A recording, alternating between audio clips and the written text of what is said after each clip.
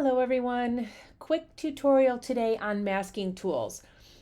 When we bring in our masks, a lot of times little bits and pieces of the image, particularly nooks and crannies, they just don't always get captured. That's one of the reasons why there's two things to try when you bring in a mask.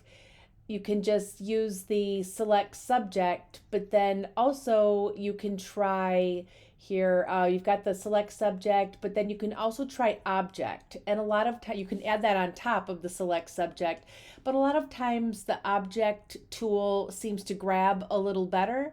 But if you find yourself in the position where you've got a situation like this here, at the top of the wings, you can see the mask didn't quite get in between these four feathers. So I see this is probably one of the biggest things I see when I'm looking at images, and maybe people are just learning to mask and get a little more artful.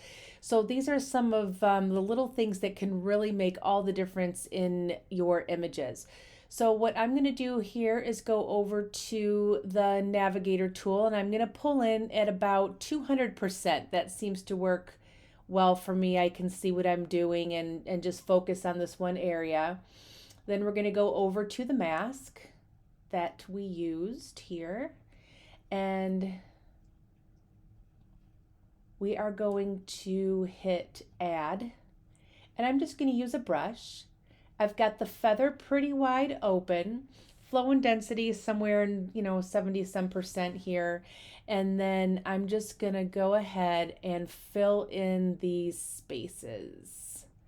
And you don't have to be terribly precise. Now if I'm gonna print these images or send them to competition, I am going to be terribly precise, but for this purpose I'm really sort of just want to bring an awareness that there are sometimes these deficits in the image. And honestly, a lot of times, even if you just overlap the edges a little bit, that's okay. And it's actually going to help you avoid another issue I'll touch on in another video called haloing, where you don't quite get the mask to the edge. So I normally will err on the side of being a little, I don't know, call it sloppy if you will, where I will just, go over an edge if I know that it's not going to make a big difference. So here you can see we've just filled in those wings. I'm going to come back at maybe 50% and just take a quick peek. And you can see now up here that looks much more natural. It's all blended in. I think there was another little part here. So on this mask, if we come back in and just focus in this area and come to, you can see here, we've got another little section there where we probably could add a brush and just fill this in a little bit here. And then this will match the backdrop as well.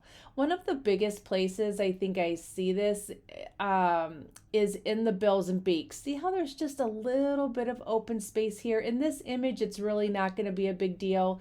There's a little spot right here that could be problematic. There's a little place in between the legs here. You could go in and fill that in. When I looked at it, honestly, I didn't think this was a big deal. These are something I would fill in here. These can be kind of obvious. The bigger difference you put between your sky and your subject, that's when you're going to really start to see these things pop. If you're doing something more colorful, what have you, that's going to make a difference. So now you can see this looks pretty good. And then I'll just take this tool and just sort of do a once over and just look at all of these different places, make sure there's no deficits there, and then I'll come back and just take a quick peek. Not quite done with this one, but these are some of the little touches that no matter when you do it, during the processing, I usually do it as I go, that will make your images that much more complete and sharp in the end.